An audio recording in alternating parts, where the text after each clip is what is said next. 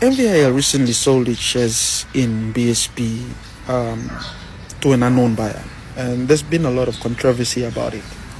Now, Lomiet, I'm not really concerned about that. I mean, 6% of the shares it held, and it sold about 3%. Half of it got about 350 million kina from it. Other half of it's there. I'm still MVIL Baxi 350 million kina. That's apart from the underwriting and insurance thing that it does to get money in. So it's still gonna be okay, of sorts. The buyer that purchased it actually paid a premium price for it, a bit above market value. So this argument that it was rushed and sold at a cheap price it's not really that true. People have a valid concern as well, is because the buyer is not listed, the name of the buyer who owns the share, so we still don't know who the buyer is.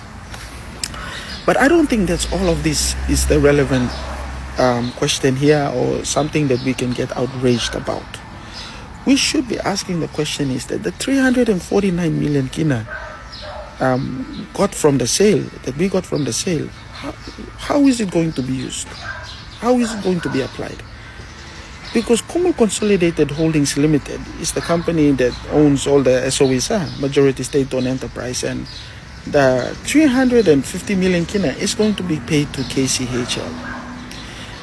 The problem is KCHL operates as if it's a private company because of its enabling legislation. Its legislation that created KCHL states that KCHL is not a part of the state. Its assets are not part of the state's assets. So effectively, it draws the line. It makes itself separate from the state. So any state oversight mechanisms do not apply to KCHL. Secondly, the Procurement Act and the Public Finance Management are subject to the KCH Act, meaning that if there's any conflict, they're not really bound by procurement policy laws and public tender or Public Finance Management Act laws and public scrutiny and that kind of thing. One thing though, and thirdly, and most importantly, the whole KCHL is structured to give the NEC and the minister immense power and control over KCHL.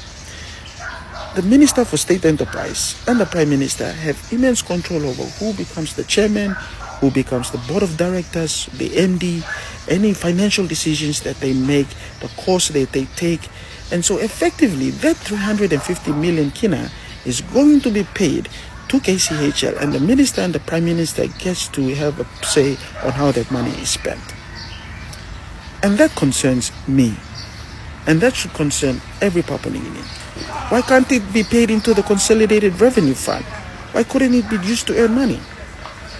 Now it's going to be just dependent on how the Prime Minister and the Minister dictates on how that money is used. Where's the audited financial statements that's going to show that money is spent on this and that? We need to be asking those relevant questions. Otherwise, it does not represent a windfall for Papua New Guinea. That money, it basically goes to the NEC and the Minister, and they get to spend it on whatever they decide is appropriate. And that's just my concern about it. Otherwise, yeah, happy 50th Papua New Guinea.